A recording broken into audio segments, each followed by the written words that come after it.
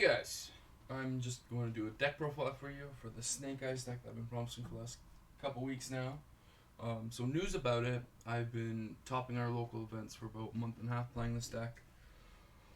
So far it's been really fun. I think I've reached all my adjustments.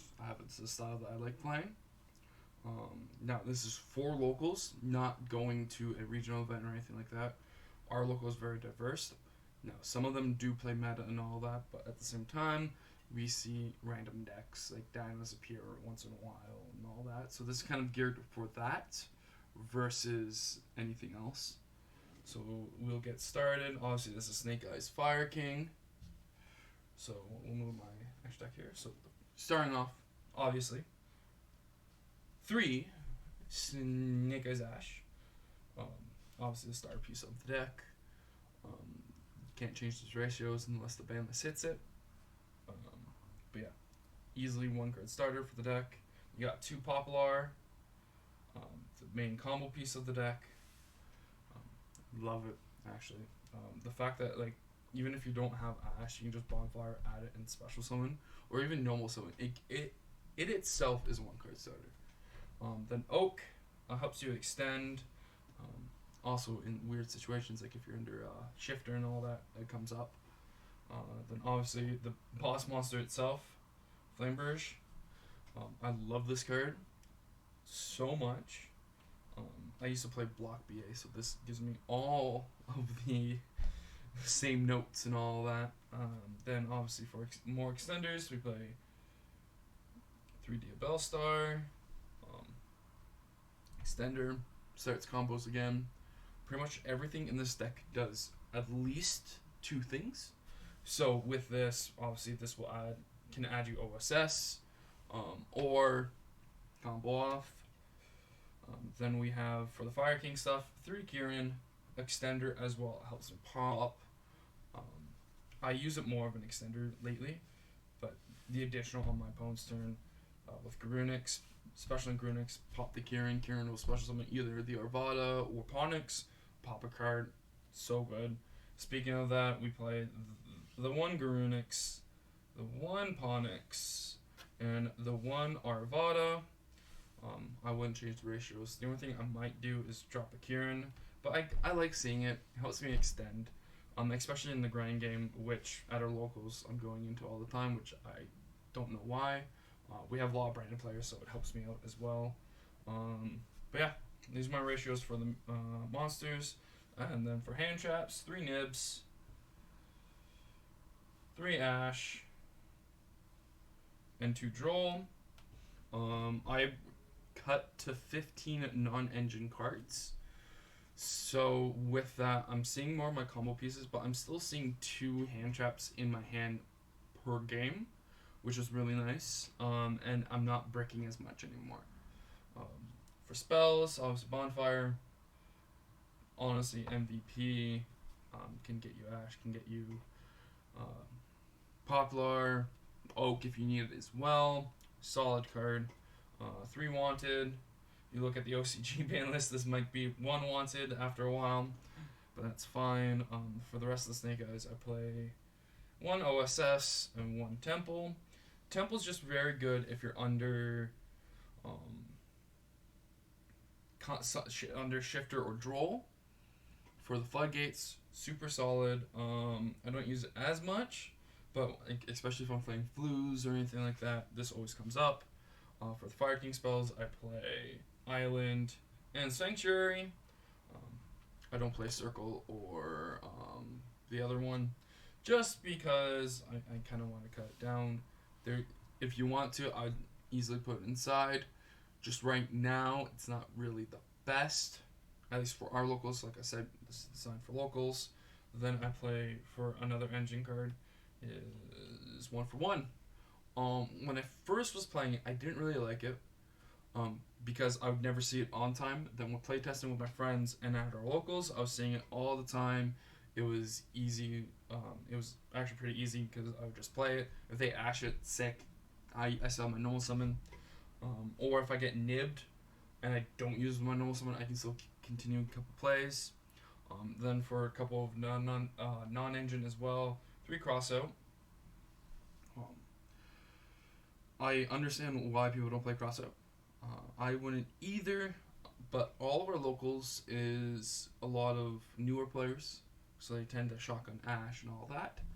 With this, it gives me a little bit of a security blanket, and we play 5 rounds at our locals, and sometimes I'm there till 11 o'clock at night, so I'm exhausted. So this allows me, if I goof up on my play, gives me a security blanket.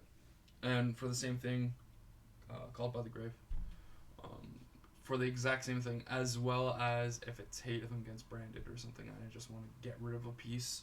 And finally, the last card of the main deck is 3 Infinite Perm. Yeah, again, more non-engine. So, like I said, I play 15 non-engine, and the rest is engine cards or stuff to go with the engine. I don't think I would change the ratios except for maybe dropping a Kieran. And if I drop a Kieran, I think I would just go to 41, not 42. But besides that, it's been doing well for me. I have no gripes about the deck. We'll go to the extra deck. The extra deck I also really like.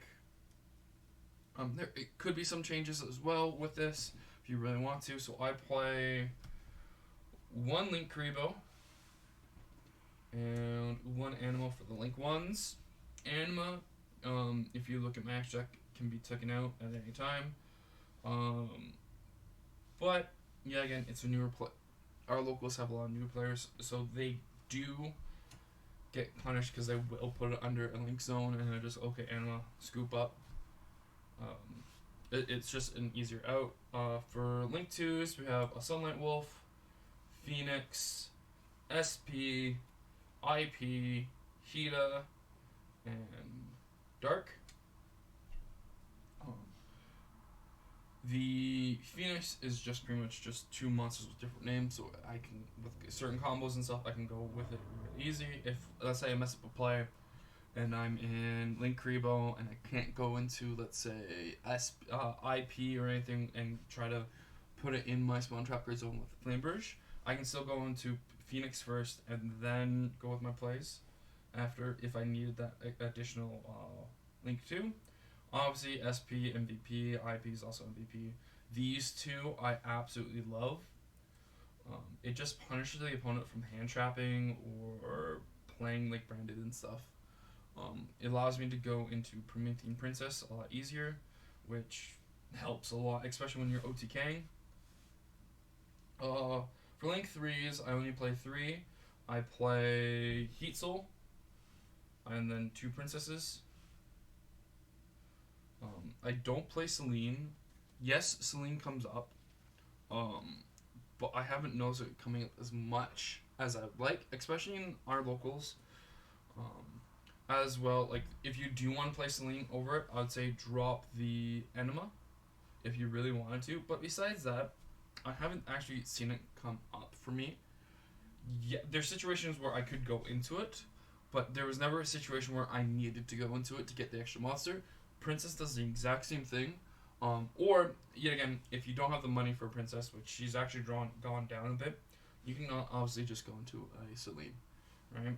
It's not mandatory to play 2. I play 2 because when I am in the top tables over locals and stuff, they will respect the Princess, but they don't always think I have the second one. So they kind of get misleaded by that.